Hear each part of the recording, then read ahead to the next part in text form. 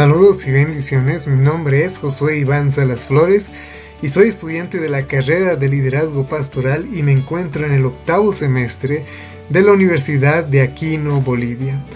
Y bueno, el tema que voy a presentar el día de hoy es el análisis FODA de un cristiano. Es un tema bastante interesante y es parte de la práctica preprofesional que hacemos en la universidad.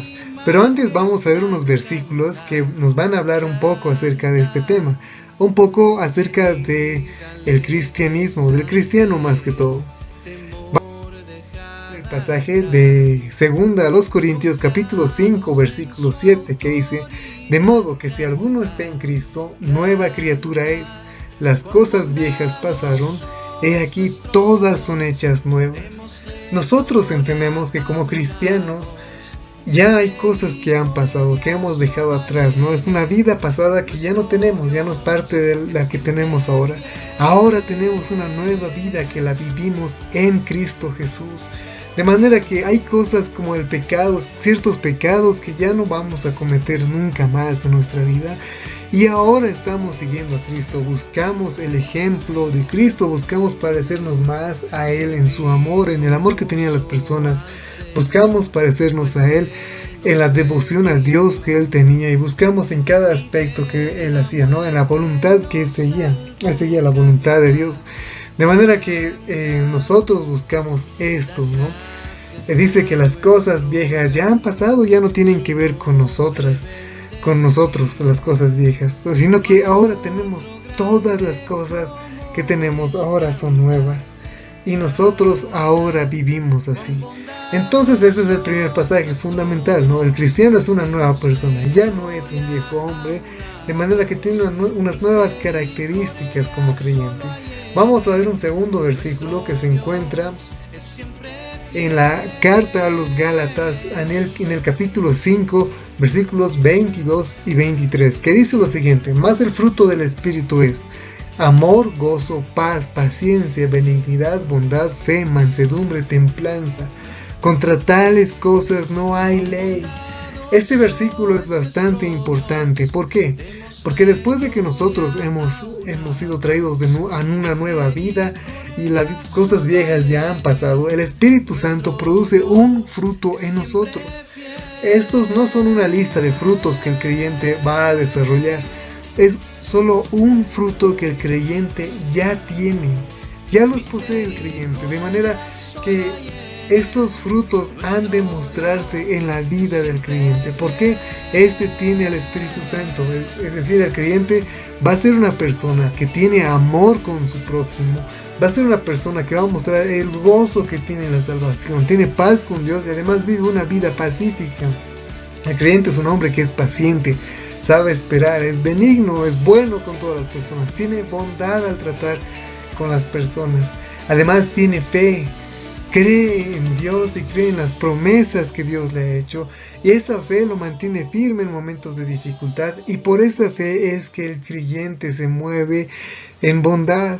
Además es manso el creyente, no va a buscar peleas, por eso también es templado, ¿no? La templanza es otra característica importante en la vida del creyente. Y dice la Escritura que contra tales no hay ley. Este fruto del Espíritu, este fruto que produce el Espíritu en la vida del creyente, no hay una ley que lo condene, no hay una ley que condene el amor o el gozo, la paz, la paciencia o la benignidad. El creyente tiene todas esas características. Bien, habiendo visto este panorama, entendemos que el creyente es un hombre que es transformado. Y por tanto tenemos que ver ahora sí el análisis FODA. Lo que debemos mencionar acerca del análisis FODA de un cristiano es que el FODA es un marco para identificar y analizar las fortalezas y oportunidades, debilidades y amenazas de una organización. Pero también es aplicable a nosotros, tiene distintas aplicaciones. Y en ese trabajo lo que vamos a hacer es aplicar el análisis FODA a un cristiano, no a uno en específico, sino lo vamos a aplicar en general. Y eso es lo que tiene el objetivo del presente trabajo, ¿no? Es mostrar algunas de las características de un cristiano de manera específica. Vamos a ver las fortalezas que tiene la vida cristiana, las oportunidades que tiene el creyente en Cristo, Asimismo vamos a ver las debilidades que tiene el cristiano. ¿Qué debilidades podría tener un cristiano? Y qué cosas va a enfrentar a lo largo de su vida cristiana. Otra cosa que es muy importante que nosotros veamos son las amenazas que tiene el creyente. Todo esto va a durar obviamente hasta que Jesucristo regrese. Mientras nosotros aguardamos la venida de nuestro Señor, vamos a estar afrontando estas dificultades, estos problemas, de manera que es bueno que podamos hacer un análisis FODA de un cristiano. Veamos pues algunas de las características que tiene este análisis. Aquí, como ustedes pueden ver, vemos en la primera esquina las fortalezas. Podemos mencionar que el creyente cuenta con una nueva vida en Cristo Jesús, ahora es constituido hijo de Dios, tiene salvación perpetua, tiene la palabra de Dios de su lado, cuenta con el sello y la ayuda constante del Espíritu Santo y puede acudir a Dios todo el tiempo. Como oportunidades podemos mencionar que el creyente puede adorar a Dios con su vida y tiene la oportunidad de conocer a Dios. Además lleva el mensaje de salvación por donde quiera que vaya. Lleva el mensaje de salvación a donde quiera que va y puede conocer a más personas con sus mismas luchas. Va a crecer cada día en los conocimientos del Señor y va a ir santificándose cada vez más. Esas son las oportunidades que tiene. Algunas debilidades son que va a tener una lucha contra el pecado residual que todavía está en su vida. Va a tener deseos opuestos a la voluntad de Dios. Va a tener pereza en algunos momentos del caminar cristiano, va a tener amargura en su corazón que debe vencer y la poca práctica de las disciplinas espirituales, que son debilidades que puede llegar a tener. Y las amenazas son el rechazo de la sociedad, la tentación del mundo, la amenaza de Satanás y sus obras y la lucha contra falsos maestros y profetas y los afanes del mundo y de la vida, las distracciones de la vida. Vamos a ver cada punto de manera breve, ¿no? El primero que debemos ver son las fortalezas que tiene el creyente. Como ya hemos mencionado, el creyente cuenta con una nueva vida en Cristo Jesús. El primer pasaje que hemos visto es 1 Corintios capítulo 5, versículo 17. El creyente ya no cuenta con pecado, de manera que delante de Dios el creyente ha sido justificado y Dios ya no lo va a acusar de algún pecado, porque ahora tiene una nueva vida que Dios mismo se le ha entregado. Ya no es culpable de nada, es una fortaleza, porque ya no tiene de qué preocuparse en cuanto a su condición delante de Dios, pues tiene una nueva vida. Y por tanto ahora es constituido hijo de Dios, como dice Juan capítulo 1 versículo 12. El creyente es constituido hijo de Dios, de manera que no solo es un siervo, no solo es una persona más en la casa de Dios. Ahora el creyente pertenece a la familia de Dios y Dios lo adopta como su propio hijo. Y esa es una gran ventaja, podemos acudir a Dios como nuestro Padre. Bien, el creyente también tiene una salvación perpetua del pecado, es decir que Cristo no solo nos ha salvado de los pecados pasados, sino también de los presentes y de los futuros. Como dice Juan 10, capítulo 10, versículo 28, ¿no? Que el Señor conoce a sus ovejas y nadie las va a arrebatar de su mano, porque la salvación que tenemos es perpetua, nos ha perdonado de todos nuestros pecados. También tiene la palabra de Dios de su lado. La espada del Espíritu Santo es la palabra de Dios y el creyente tiene esa palabra siempre de su lado para fortalecer, para crecer, para enfrentar el pecado todo el tiempo. Además cuenta con el sello y la ayuda del Espíritu Santo constante. El Espíritu Santo no se va a ir de su vida, sino que constantemente lo va a estar ayudando al creyente en cada cosa que haga. Además el creyente puede acudir a Dios todo el tiempo. Tiene un libre acceso a Dios, como nos lo muestra el Salmo 65, versículo 2. Todo el tiempo puedo acudir a Dios. Vamos a ver ahora las oportunidades del creyente. El creyente puede adorar a Dios con su vida. Es una gran oportunidad. Si alguien es creyente realmente va a reconocer que esta es una oportunidad que no puede desperdiciar y va a adorar con cada aspecto de su vida. Pero no solo tiene la oportunidad de adorar a Dios, tiene la oportunidad de conocer a Dios. ¡Cuán grande es esta bendición! Bien, la mayoría de las personas en el mundo no puede conocer a Dios porque no tiene a Cristo, pero nosotros tenemos a Cristo y conocer a Dios es prácticamente lo que va a llevar la vida eterna, como nos lo dice Juan capítulo 17, versículo 3. Ahora el creyente también va a llevar el mensaje de salvación por donde quiera que vaya. Romanos capítulo 10 versículo 14 nos muestra eso, nos muestra que hay gente que todavía no ha conocido de Cristo y por tanto una oportunidad grande que tiene el creyente es mostrar ese evangelio a otras personas. Al mismo tiempo, el creyente es un agente de cambio en el lugar donde se encuentre. Con su trabajo que hace, con la obra que realiza, en todo lugar, él está sirviendo a Dios. Y eso mismo hace que el creyente sea un agente de cambio para mejorar el lugar en el que se encuentra. Además puede conocer a más personas con sus mismas luchas y ser fortalecido, como dice Gálatas capítulo 6 versículo 2, sobrellevad las cargas los unos de los otros. El creyente sobrelleva las cargas de sus hermanos en sus espaldas y otros también llevan la carga de él, y entre todos se ayudan y son fortalecidos. Esta es una gran oportunidad para crecer juntos. Además, el creyente va a crecer cada día en el conocimiento del Señor y va a ir santificándose cada día más. Como veíamos en un punto anterior, el creyente va a ir conociendo a Dios, pero eso no es todo, sino que este conocimiento va a hacer que el creyente crezca más en su Señor, sea santificado cada día más, como nos lo dice la segunda carta de Pedro, capítulo 3, versículo 18. Bien, vamos a ver las debilidades del creyente.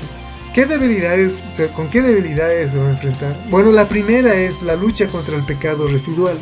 Si bien es cierto que el creyente ya no tiene pecado en su vida, ha sido perdonado de todos los pecados que tiene, Romanos capítulo 7 versículo 15 nos muestra que aunque somos creyentes todavía tenemos lucha contra el pecado. Hay cierto pecado, ciertas batallas que vamos a estar librando, y si el creyente no está dispuesto a luchar, va a perder estas batallas y el pecado va a ir creciendo en su vida cada vez más. De manera que el creyente debe mortificar la carne, los deseos de la carne. Por otro lado, vemos que hay deseos opuestos a la voluntad de Dios. Estos no necesariamente son pecados. Nos lo dice Hebreos capítulo 6 versículo 10, ¿no? Que debemos quitar todo peso y todo pecado, ¿no? Pero además del pecado nos dice que quitemos todo peso, y son cosas que nos van a estorbar en nuestra carrera cristiana, que van a ser debilidades en algún punto. Entonces son deseos opuestos a la voluntad de Dios con los que se va a enfrentar. Va a enfrentar la pereza del caminar cristiano. Proverbios capítulo 21 versículos 25 nos dice que la pereza es un gran problema en la vida del hombre, y en el cristiano va a hacer que éste tropiece. La pereza va a hacer que caiga en pecado, lo va a llevar por malos caminos, de manera que el creyente siempre debe estar constantemente creciendo, leyendo la palabra y no ser perezoso. Otro problema contra el que se va a enfrentar es la amargura del corazón. Muchos creyentes no pueden sentir el gozo de la salvación porque tienen amargura en su corazón, no lo han sanado, y por eso Efesios capítulo 4 versículo 31 nos dice que nosotros debemos quitar toda amargura de nuestro corazón, porque esta amargura nos va a arruinar en nuestra carrera cristiana. Además, la poca práctica de las disciplinas espirituales. Nos referimos con disciplinas espirituales a la oración, a la lectura de la palabra, que son disciplinas que el creyente debería estar haciendo constantemente. Nunca debería dejar la oración, porque si deja la oración va a caer fácilmente en pecado. Nunca debe dejar la lectura de la palabra, porque la palabra va a ser la que lo ayude a vencer al pecado, vencer las tentaciones y seguir la voluntad de Dios. La oración va a confirmar esa voluntad en su vida. Entonces, dejar las prácticas espirituales, las disciplinas espirituales, va a ser una debilidad en el creyente. Vamos a ver un punto más, que son amenazas que enfrenta el creyente. Las amenazas son un caso externo, ¿no? Las debilidades eran un punto interno y las amenazas son externas. ¿Qué amenazas enfrenta el creyente? Bien, la primera amenaza es el rechazo de la sociedad. Juan capítulo 15 versículo 20 nos dice que si a Jesús han rechazado, a nosotros también nos van a rechazar y nos van a perseguir porque el mundo nos aborrece. No aborrece el mensaje, no nos aborrece a nosotros, sino el mensaje, y por tanto nos va a perseguir a nosotros en alguna ocasión y va a sufrir el rechazo de la sociedad del creyente. Es una amenaza que tenemos. Además, otra amenaza son las tentaciones del mundo. Santiago capítulo 4 versículo 4 nos dice que el que se hace amigo del mundo se constituye enemigo de Dios. Y las tentaciones del mundo van a volverse un fuerte punto contra el creyente, porque se va a ver tentado a ser amigo del mundo. El mundo lo va a llamar, pero el creyente debe luchar contra estas cosas. Otra cosa es la amenaza de Satanás y sus obras. Primera de Pedro capítulo 5 versículo 8 nos dice que el diablo, Satanás, está como un león rugiente esperando por nosotros, viendo a quién devorar. De manera que una amenaza externa es Satanás y las obras que él hace. Por otro lado tenemos la amenaza y la lucha contra los falsos maestros y falsos profetas. Mateo capítulo 7 versículo 5 nos dice que nos vamos a enfrentar contra falsos maestros. Va a haber falsos profetas contra los cuales nosotros nos vamos a ver y vamos a tener que reconocerlos. La palabra nos dice que debemos cuidarnos de ellos. Entonces, esta es una amenaza externa. Son gente que parece bondadosa, pero es un lobo rapaz por dentro.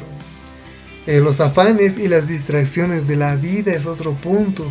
Está la parábola del sembrador, ¿no? Y eso es lo que cito en Mateo capítulo 13 versículo 15. Dice que hay cierta semilla que cae sobre pedregales, que crece pero se seca. Lo mismo sucede con el creyente, que los afanes y las distracciones de la vida hacen que él se aparte de la voluntad de Dios, se aparte del caminar cristiano. Porque él ha recibido la palabra con gozo, pero estos afanes y estas distracciones hacen que él se aparte de Dios. Bien, este es el FODA cristiano. Espero que haya sido de mucha bendición para tu vida y que puedas meditar en esto, tal vez. Y seguramente tú tienes algunas ideas que sugerir a este FODA. Puedes dejarlo en los comentarios y que el Señor te bendiga grandemente. Hasta la próxima.